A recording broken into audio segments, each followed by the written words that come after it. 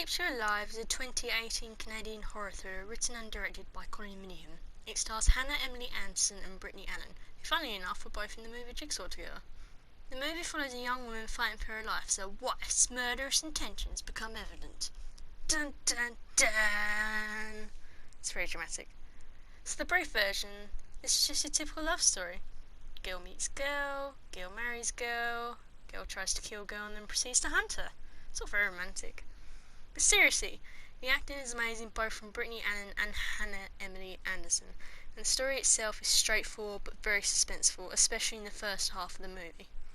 There were some parts towards the end that were a bit dragged out, and some parts of the movie that felt a bit out of place here and there with the general tone, but overall I did enjoy this film enough to watch it twice, and the last 10 minutes were definitely satisfying. I'd probably recommend it to those who are in need of a new horror thriller to watch. Now for the spoiler-long version. So our first introduction to our lovely couple, Jackie and Jules, is of them arguing about what their song is. Considering they not only dated for however long, but they'd now been married for a year, you'd think they'd maybe already figured this out. I mean, what did they do about their wedding music? Just shrug their shoulders and use the music recommended to them on Spotify? The song itself is Anthem for Year 2000 by Silverchair, which isn't very romantic anyway, but keep this song in mind as this will be brought back up later. So the song gets turned off as they arrive at their weekend holiday destination, a lovely cabin that used to be Jackie's grandfather's. While Jules is exploring the cabin, we find out Jackie has to take insulin. Keep this in mind as it will be significant further into the movie as well. Later on in the evening we view them having some downtime. There's cuddles, wine, a warm fire. Jackie even breaks out the guitar and starts singing a song about murdering people that have fallen for her. Kick, right? Well, Jules thought so anyway, because her reaction was to call Jackie hot and start getting handsy. This when things start heating up for them. Car headlights flood the room. They see a truck parked right outside the cabin that seems to have no intention of leaving. Jules is rightly freaking out about this. After all, they are in the middle of nowhere. But Jackie adopts a go big or go home attitude and decides to open the door and call out to the stranger, who's now getting out of the truck and walking towards the cabin, their features disguised by darkness. Ominous. I would normally see that as a stupid move to make, but in this situation I can understand Jackie's alpha mentality. I mean, what are the odds of two killers coming face to face? Ignore Freddy versus Jason. And if it turned out to be a second killer, she would have wanted to go out there and assert her dominance, put the beta killer in their place and make sure her kill won't be stolen. But nothing like that happens because it turns out the stranger of the night is in fact Jackie's childhood friend Sarah, who lives across the lake from them. She saw the lights in the cabin, decided to go investigate as they'd had people break into the cabin in the past. That's right, she went out alone, with no weapon, in the middle of the night, expecting to find at least one intruder, maybe more. Good job, Sarah. Really working hard on that horror movie stereotype that was desperately needed so early on in this movie. Well, things start to get a bit hairy when Sarah calls Jackie Megan. Of course, Jules is a little put out and confused by this, and instead of discussing things like a rational adult, decides to give Jackie the silent treatment for most of the day. Jackie ends up taking Jules on a mini rowing trip the next day to explain the whole Megan-Jackie issue and apologise. She makes out that she was always hated the name Megan and changed the name to Jackie once she came out. A new name, new me sort of situation, and honestly I can see that being a legit explanation. Apparently Jules does too, because she forgives her after Jackie gives her a locket of the two of them together, and then they go back home. The next day Jackie leaves Jules a message telling her she went to the town and she'll be back in a few hours. So Jules, not too impressed by this, decides to take the boat out and row across the lake to visit Sarah and her husband, Daniel. When she arrives, Sarah greets Jules, invites her in and goes to get her a drink while Jules takes a look around. She spots a picture of a young Jackie, Sarah, and a mysterious third girl, and asks Sarah about it. As Sarah suddenly acts all cagey about the whole thing, the third girl, Jenny, apparently passed away 2 weeks after that picture was taken, and Sarah seems to hint that Jackie may have had something to do with it. She says she also finds it strange that Jackie never told Jules about such a big event in their lives. Cue Jules giving Jackie the silent treatment again, instead of talking about the issue. She does this for most of the day until Jackie confronts her about her sulking. So, bear with me here. Jules asks Jackie about Jenny and mentions that Sarah thinks Jackie had something to do with Jenny's death. Man, that's a lot of J names. Jackie, Jules, Jenny. Why? She had just committed and called Sarah Jessie and Daniel Jack. That's right, I made a Jack Daniels reference. I can own up to that. He drinks a lot of alcohol anyway, so really that was there for the taking. Jackie seems visibly upset and explains about how her and Jenny used to race each other in the lake. But one day, Jenny challenged Jackie to a race. Jackie had the lead but had to stop because she got a cramp. When she turned to look for Jenny, she was nowhere to be seen. Her body was found 2 days later. She'd drowned. The police questioned Jackie about the incident, but she was quickly cleared of any wrongdoing. Jules feels bad for thinking her wife could have had something to do with that, and can we just stop and talk about that for a minute? Some random stranger you don't know, who hasn't talked to your wife in years, makes out that your wife may have had something to do with the death of her best friend when they were younger, and she didn't give you any details about how that friend dies. And you believe her? Just like that? I mean, you took the word of some random stranger rather than defend your wife? I'm starting to wonder if Jackie being a murderer is more obvious than Jules thought it was. What sort of red flags has there got to be for you to jump on the idea that your wife murdered someone as a child/teen? I mean, it turned out to be right, but still, it's pretty weird. I'd understand if it was a new first-time relationship thing, but you actually married her! Hello, 999. What is your emergency? Yes, hello. I'd like to report my wife. She might have murdered someone. Can you repeat that, please? I think my wife is a murderer.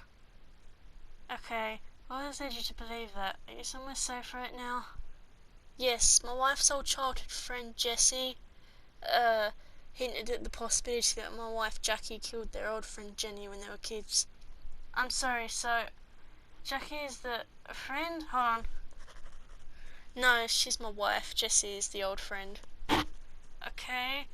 Did she give you any details about the murder? No, she just gave me this look and said she found it strange my wife never told me. She didn't give me any details. Uh-huh. Have you talked about this with your wife? No, I haven't yet. I haven't talked to her all day, actually. I'm just mad that she never mentioned this to me. I don't want to talk to her. You don't? Is Jessie close friends with Jackie? Are they close? No, they haven't talked to each other in years. I don't think Jessie likes my wife that much. You know, because of the whole murder thing. Is this Colin? Are you messing with me right now? No, this is Julie. Please, I don't know how long the silent treatment will work for. Julie, you know what? You could be fined for prank calling. This is a line for emergencies only. Please, I need help. I don't know what to do. My wife. Look, you're wasting valuable time. Maybe you need a marriage counsellor or something. This isn't the place for that. Goodbye. Oh, hi, honey. I was just... No, put the knife down. Jackie, no, Jackie! Alright, let's get back to the movie. So after a hug, where I was holding my breath in case Jackie went all Hannibal Lecter on us and went for the throat, they wandered off to explore. Jules mentioned she invited Sarah and Daniel for dinner on Sunday. They joke and hold hands as they walk up a cliff. Jules wanders near the edge and starts talking about how beautiful the view is, and then... Rah! I'm sorry, but I couldn't help but laugh at that bit when it came up. It's hard to take attempted murder seriously when the would-be murderess makes it sound like a cartoon lion cub. Okay, Jackie pushes Jules off the cliff. Jules looks very dead, limbs angled all over the place. After admiring her handiwork, Jackie discovers that her sleeve was torn during the push, so she goes back home to burn the evidence and work on her voice acting when she calls 911. But when she goes back to the spot where Jules fell, she's not there. There's only the locket she gave her in a pool of blood. Uh-oh, someone's in trouble? Jackie goes into instant concerned wife mode and starts calling out for her significant other. Meanwhile, Jules, who's looking really, really rough, like her life is still flashing before her eyes rough, relocates her arm and then takes cover in a ditch when she hears Jackie calling for her in the distance. Jackie is pretending to freak out, begging for Jules to call out to her and tell her she's okay. Jules almost comes out after watching her for a bit, until Jackie drops the charade and goes blank-faced. After a couple of seconds, she goes back to pretending to cry and wanders away. At this point, Jules is really freaking out, and rightly so again. The woman of her dreams, the woman she loves and married, and yes, the woman she talked to about her embarrassing goth stage back in secondary school, seems to be a psychopath. You just can't pick 'em. I'm surprised the poor woman didn't have a mental breakdown then and there. Instead, Jules takes shelter under a tree, passes out a few times, has flashbacks of her and Jackie together in bed, really adding insult to injury, gets a close call with Jackie almost finding her, causing a frustrated Jackie to drop her act and don her hunting gear, sort out some tranquilizers, and camp out up the road. Jules wakes herself up and forces herself into action, move or die. We think Jules is making for the road, but she ends up going to the cabin. Her mobile's missing and there's no internet connection, so she ends up patching herself up with a first aid kit. And that's where we find out that Jules seems to have good medical knowledge. She knows the difference between a broken ankle and a sprained ankle. She knows how to stitch wounds and set bones. She knows the difference between a bruised spleen and a ruptured one. At this point, Jackie has been making her way back to the cabin. She discovers what Jules has done and sees that she's in a boat beelining her way to Sarah's house. Jackie tries shooting her, but after finding she has the aim of a stormtrooper, she starts to pursue her in another boat.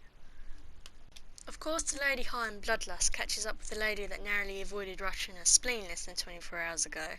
But before Jackie could take Jules back to have her evil way with her, Daniel appears outside his house and shouts across the lake to ask if they're alright. He doesn't seem to be the brightest tool in the box, but that might be due to the wine he never seems to be without. Dulls his senses a bit. Jules manages to wrangle Sarah and Daniel coming over for dinner later that evening rather than it being cancelled, much to Jackie's annoyance. Good job thinking on your feet there, Jules. Cut Jules getting cleaned up and being warned if she breathes a word to anyone about what's going on, Jackie will kill both Sarah and Daniel. Jules attempts to talk to Jackie out of killing her while they wait for the couple to turn up, telling her she can get help and Jules will be there for her every step of the way to support her if they leave now. But Jackie doesn't buy it. Instead, she informs her that she'll mourn with Jules' parents at her funeral. Smooth. I can see why you fell for her, Jules. Daniel and Sarah turn up, Sarah doing the normal complimenting of the cabin, and Daniel doing the normal turning up with the booze. Seriously, what is it with this guy and his wine? Every scene Daniel has had has involved him drinking or holding wine. Maybe he needs it for his nerves. I mean, his wife does go out trying to confront strangers in the middle of the night and tries to accuse wives of murder. Talking about the wife, Sarah finds Jules and pretty much just crushes the poor woman in a bear hug. Sarah notices Jules' pain, but she pushes down to a pulled muscle and slaps poor Jules on the arm before leaving. Who does that? Can't you just hug gently? Why do you have to, manhandle someone to show affection? Seriously. Poor Jules. Dinner goes off without hitch. Jules even manages to throw in some disguised shade at Jackie when she was awkwardly forced by the other participants to talk about how she knew Jackie was the love of her life. Brittany does a really good job acting out of Jules' emotions in this scene. I loved it. The mix of love, confusion, heartbreak, fear and hate all rolled into one during a single short speech. It's really quite impressive to watch. After dinner, Jules gets left alone with Sarah so Jackie can play the socialite wife and do small talk with Daniel, who, yes, has more wine. Daniel at this point has had too much to drink and admits his wife thinks Jackie's a psychopath, which amuses Jackie, of course. Jackie even pulls his leg a bit by dropping her loving wife mask for a couple of seconds before they both start to laugh it off. She's for sure loving every minute of this, you just know it. But Jackie's mood is quickly spoiled when she spots Jules through the window, whispering something to Sarah. Is she whispering nothings into her ear, or is she confirming Sarah's suspicions? Well, we soon find out it was the latter when a horrified Sarah screams for her husband to run. Like the tact there, Sarah. But alas, Daniel's senses has been dulled by the wine yet again. He did not run. Instead, he stood there until Jackie outright slit his throat. I have to say, that was something satisfying about how she went about it. Just the way she did it in one fluid movement. She didn't rush about and get sloppy. It was rather elegant. I mean, murder. Murder is very bad. Don't do murder, kids. Stay educated. At this point, Jackie's in her element. She locks eyes with Sarah and moves in for the kill, and you know it's serious business because the classical music track is blaring away at eardrum rupturing levels. Sarah tries to get away, but it's all in vain. At least in her last moments, Jackie confirms that she killed Jenny. Well, I guess it was less of a nice confirmation and more of an insult to Sarah's survival instinct. But you know, potatoes, potatoes. Oh, also Jackie ends up getting blood all over her teeth, which looks pretty weird. That'd bother me if I was her. But that might just be her style. I don't want to talk down about that. She can accessorise however she wants to. I'd also just like to point out at this stage that Daniel said to Sarah, "This will be over before you know it," as they were coming up to the cabin, and oh boy, if only you could sense that foreshadowing. Surprisingly, Jules is not too hysterical about the whole double murder thing. I mean, yeah, she's freaking out, but she's not quite at mental breakdown levels yet. I guess since Jackie tried to kill her, this has just become a normal Saturday night for her. Alright, just a quick thing. My word, woman, I did not expect you to actually say anything to anyone. Admire your bravery, even if you did happen to get the neighbours killed. Oh well, you didn't really know them, I suppose, and I'm guessing it was a long time coming for Sarah. You tried, and that's what's important here. I'm going to be brief for this part because it does drag on for a little bit, so please bear with me. Jackie chit-chats about all the ways she thought about killing Jules while chopping up the newly deceased. She even hints at letting Jules have a turn, which is pretty nice of her. Then they go out on a romantic evening boat trip to dump the chopped up bodies. There's even birds singing in the background. So romantic. They have a little conversation over blood scrubbing that seems to nip the nature-nurture debate in the bud. It's nature, she says. She was born a killer. Then comes a scene that drags out. Jackie plays the piano and it cuts between her cleaning up all the mess she made under a black light and Jules struggling to get out of her restraints in bed as Jackie monologues about the difference between her and Jules. It was a good scene, but it just dragged on for a little bit too long. Could have been shorter. Eventually Jackie heads to bed. She's apparently a sound sleeper because Jackie manages to get out of her restraints, sit over Jackie, grab a knife and stab her before she wakes up. Jackie gasps and stares at Jules, possibly admiring what she's done. And wait, no, it's just a dream, never mind. Jules is still tied up. Very realistic dream, but still a dream. Morning comes, and Jackie, being the dotting wife she is, makes Jules a fried egg and toast. You can't die on an empty stomach in case they do an autopsy. Isn't she a sweetheart? She also has some pliers handy to remove the stitches Jules did in her stomach, but you know, you can't have it all. That's actually pretty good thinking. Until this point I'd forgotten all about Jules' handiwork, and it makes sense to remove the stitches before the fall. The same as making sure she's got food in her system. This girl knows her stuff. What is she, an expert or something? Yeah, she's an expert. Jules finds a box full of souvenirs from Jackie's previous victims. 5 silver lockets, much like the one given to Jules, proving beyond a shadow of the doubt that Jackie is well versed in luring, hunting and killing other women. Jackie isn't too fussed about this discovery though. I mean, before this, she was humming the song she sung to Jules at the start of the movie. See? A die-hard romantic, our Jackie. Shortly after this, Jackie starts driving Jules back to the cliff. Jules attempts to insult and head shrink Jackie to try and rattle her, but to no avail, so she does something that she knows a mere human would succumb to. She stabs Jackie in the neck with a tranquilizer dart. Now, how on earth she managed to find and smuggle one is beyond me, but it doesn't surprise me that Jackie never noticed. Until that moment, Jackie underestimated Jules. She saw her as a scared little mouse, but not anymore. Maybe. Jules makes a run for it and heads towards... Wait for it. She heads straight towards the cliff. That's right, everyone.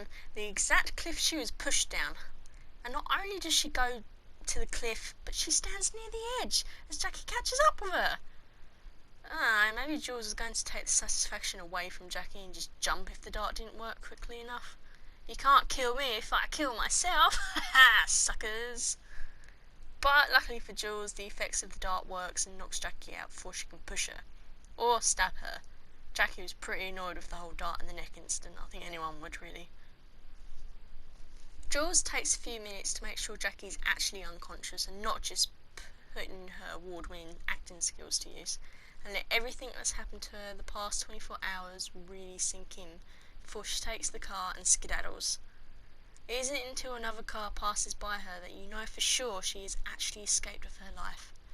The trauma of everything that happened overcomes her and she breaks down into hysterical crying as she drives to civilization, safe at last from all the madness. It's the end some of us weren't expecting to get. Or is it? I should probably mention that during the first half of the movie, when Jules is having flashbacks, we find out that Jules likes crows. She even has one tattooed on her shoulder, which now explains how she ended up being involved in a murder. Okay, I'll see myself out. I bring this up now, not just to make a pun, but because as Jules is driving away, she spots a crow in the air. Whether it was seeing the crow or the fact she was crying so hard she couldn't see where she was going, Jules ends up pulling over to take a breather. Jules watches the crow for a while, deep in thought. She thinks back to the moment where she and Jackie were talking about what birds there would be, and makes a decision that enraged reviewers everywhere. She decided to go back and kill Jackie. Equipped with Jackie's knife, Jules travels back to the spot where she last saw Jackie, but she's gone. Odds are once she roused herself she thought it best to get up and get out of Dodge. But this doesn't deter Jules. We're not dealing with a traumatised woman anymore. We're in the scorned lady with a planned territory now. Jules heads back to the cabin and, once satisfied Jackie's nowhere around, sets her snare. Armed with a gun that was mounted on the wall, Jules sets up a sound system and puts on some music full blast to try and draw Jackie in. The music? Anthem for the year 2000. That's right, the song from the start. I guess Jules is right, it is their song. And what do you know, the fish bites. Jackie turns up at the house. With everything that's happened, she seems pretty smug, and she actually loses none of that confidence when Jules points the gun at the back of her head. Jackie doesn't think Jules has it in her to kill, but Jules seems pretty determined. She actually smacks her with the gun at one point, which does make Jackie's confidence waver a little.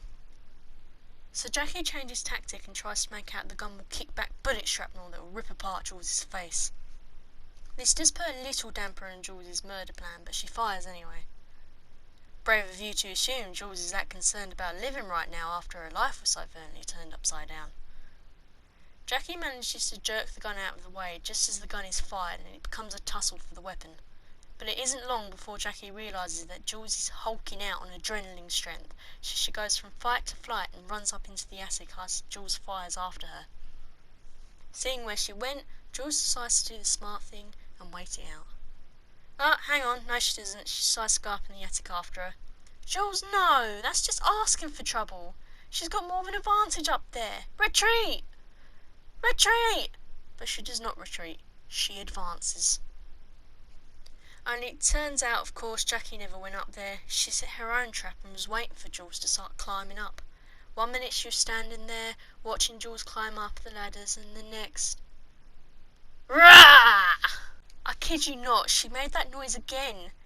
The baby Simba strikes a second time. The camera pans to the downstairs room. The lights swing back and forth as a scuffle takes place upstairs. The gun fires and the sound of both parties struggling can be heard. But eventually it all quietens down. The victor starts making their way downstairs. It's Jackie, half her face covered in blood. In the next scene, Jackie is dragging Jules' body through the forest. She stops when they reach the cliff and sits down next to Jules, taking in the scene. Wait a minute, Jules is still alive! There's still a chance, she's waking up! No, never mind, she's been pushed down the cliff again. And she looks dead. Again. Triumphant, Jackie goes back to the cabin and calls 911 to let them know that her wife has fallen down the cliff. After the call is finished, she's overcome with nausea and has to run into the bathroom to throw up. It's then she remembers back to her time when they were together. She used to let Jules help her take her insulin. She actually looks remorseful, but that could be due to her phone call acting mixed with the need for insulin. She sits down, injects the insulin, and then opens up her laptop to find that Jules has left her a little goodbye video. If you're watching this, then that must mean I'm dead. Jules goes on to explain she tampered with Jackie's insulin. She put hydrogen peroxide in it, and she goes on to say that it's dangerous to inject it into your bloodstream because it creates blood clots that eventually move up to the brain and causes a stroke. Looks like our little crow still planned to have a murder. Jackie's enraged. She hated my joke. She throws her poison insulin against the wall and runs. She starts becoming disorientated and tired. Okay, near the start of the movie, Jackie told Jules about how her dad took her hunting. She said she shot a black bear in the neck, but it wasn't a kill shot. At least not straight away. No one was around, so she stood over the bear and watched her die until her father turned up.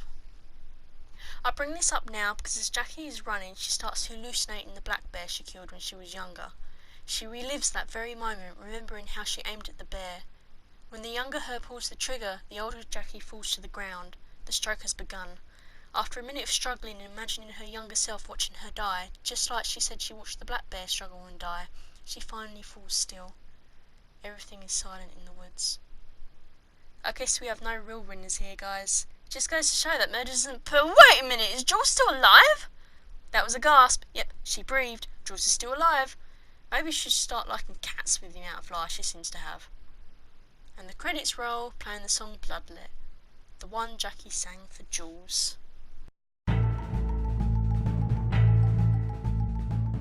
Now for the bit I've been waiting to bring up, the description. The description of the movie outright tells you that Jackie is going to try and kill her wife, which removes the element of surprise, and I think that was a good move. Let me explain my thinking via a quote from Alfred Hitchcock.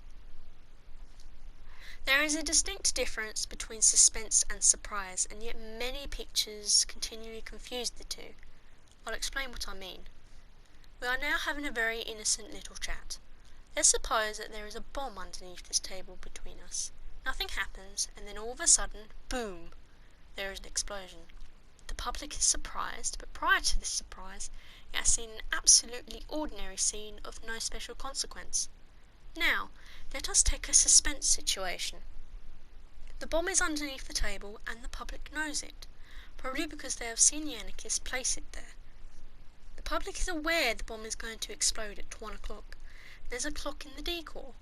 The public can see that it is 1:45. In these conditions, the same innocuous conversation becomes fascinating because the public is participating in the scene. The audience is longing to warn the characters on the screen. You shouldn't be talking about such trivial masses. There's a bomb beneath you and it's about to explode. In the first case, we have given the public 15 seconds of surprise at the moment of the explosion. In the second, we have provided them with 15 minutes of suspense. The conclusion is that, whenever possible, the public must be informed, except when the surprise is a twist, that is, when the unexpected ending is, in itself, the highlight of the story. That's basically what we seem to have here. Instead of watching what keeps you alive with no knowledge of what's coming and then getting that 30 seconds of surprise when the murder attempt happens, we get 50 minutes of suspense as we wait for Jackie to make her move on our unsuspecting Jules. We were supplied with enough information to be afraid. I was on the edge of my seat. I knew Jackie was going to snap, I just didn't know when. Would it happen while Jules was asleep? Maybe Jackie tries to drown Jules in the lake during their rowing trip. Or maybe she just attacks Jules with a rock or a knife during the embrace they have after the discussion about Jenny. Even when they were on the cliff and Jackie was hanging back, seemingly getting ready to push our unsuspecting Jules, I wasn't sure. I loved every minute of it. But I don't know if I can give the movie that credit because there's flaws that make me doubt that this was ever supposed to be the intended reaction. You see, in the first chunk of the movie, there seems to be a couple of red herrings thrown at us, like we were supposed to doubt that a psycho wife was on the table. A couple of examples. At the start of the movie, Jules is looking around the cabin, talking out loud to Jackie. When she doesn't get a response from her, she starts looking only to find that Jackie is nowhere in or around the cabin. Of course she does find her eventually, with only a little worry betrayed, but what was that about? Were we supposed to think that Jackie was just hiding out, waiting to take Jules out? Or were we supposed to think someone had taken Jackie? And the scene when the car headlights were shining through the window and a silent, mysterious figure emerged from the car, shrouded in darkness, but it turned out to just be a nosy neighbour. To me, that seemed to add nothing other than the possibility that the director was trying to throw us off and make us think an intruder in the woods was going to play a part in the movie. Now, it could be a case that the description was not supposed to reveal the plot in the movie, which would be a big shame in my eyes. I'm not 100% sure that was the case just because of the song at the start, when Jackie sings to Jules about having a monster inside her that wants to kill. I think it could be that these scenes were just thrown in for the shock effect. It's cheap, but there you go. Maybe the director was worried that the suspense wouldn't be enough, but I say it ruins the narrative a little. These fake outs are really not needed. The hints of Jackie's bloodlust and the not knowing was enough for me, especially with all the clues sprinkled in. The song, Jackie's hunting background, the story about the black bear, her shooting abilities, Jenny's seemingly accidental death. It added to the tension we already had, making us even more afraid for the unknown Jules as it became more evident she was in over her head. My second gripe, I don't think there's enough information on the characters. I don't so much mind the not knowing of how Jackie operates. You know, how does she go about building a new identity? How does she pick her victims? How does she smooth the suspicions of family members and the police? That sort of thing. It's more the fact that there didn't seem to be enough personality for me to care about Jules. That was an issue I had throughout the movie. If it wasn't for the superb acting, I don't think I would have cared at all. I cared more about the outcome than I did about the character herself. I mean, what did we really know about Jules? She was just a betrayed woman fighting for survival. Even finding out about her medical knowledge wasn't enough. When that first surfaced, I just assumed she was a healthcare professional of some kind. But then we find out she doesn't have any medical profession at all. She just seems to hoard this knowledge, and we don't really know why. Which ended up making me feel like it was just a convenient plot armour, designed to give Jules the power to kill Jackie in the end. Yes, I was rooting for Jules, but as I said, I think that was more to do with the amazing acting rather than the fact she felt like a fully fleshed out character. And the third thing, we have to talk about the UV light scene. Don't get me wrong, it looked visually stunning, but it just went on for too long. I liked seeing Jackie play the piano in nothing but black light, everything purple and blue, blood spattered all over her hands, face smearing across the piano as she played and talked about the difference between her and Jules. It was very unique and artistic, but it goes on for about 4 minutes. It was interesting to watch, but I did end up wondering when it would move on. Also, a couple of little nitpicks. Jackie mentioned that she contemplated drowning Jules before she set off for the cliff. She says she found out how deep the lake went. If that was the case, I find it odd she didn't find out the height of the cliff and how high someone is to fall before they die. I mean, Jules survived the push twice. I also find it odd how Jackie didn't think to check on Jules the second time just to be sure she was dead, especially when Jules seemed to only get away with a few injuries the first time. She was just assumed dead. It seemed a bit out of character. Then there's Jules trying to kill Jackie. I think the fact itself made sense. I'll go on about that in the things I liked a bit, but it was the planning side I felt was a bit odd. Think about it. Jules told Jackie to get on her knees, hands behind her head. She was going to straight up execute her. But then what? What was the plan after that if she had succeeded? I'm not sure how she'd explain shooting her wife like that if the police would even believe Jules's version of events, especially after finding out about the neighbours. I mean, maybe they'd look into the victims in Jackie's lockets and find a similar pattern to Jules's description, but she still murdered someone in cold blood. That wasn't self-defence, really. She was technically home free before she decided to go back. It was more of a revenge killing. I honestly doubt Jules would have dumped her body in the lake. I don't think she would have been able to do it. I'm sure it would be extremely suspicious if she went back with no Jackie. I guess you could explain it away with Jules being super traumatised still and her not being an expert in murder, but it still feels a bit sloppy. The acting in this movie is absolutely phenomenal. I loved every second of it. Hannah Emily Anson is so gifted. There were moments in this film where I couldn't even tell if Jackie was being legit, let alone poor Jules. There's a scene where Jackie and Jules are sitting together by the fire, waiting for Sarah and her husband to show up. Jules is begging Jackie to leave with her and get help, and Jackie seems to genuinely be considering the possibility.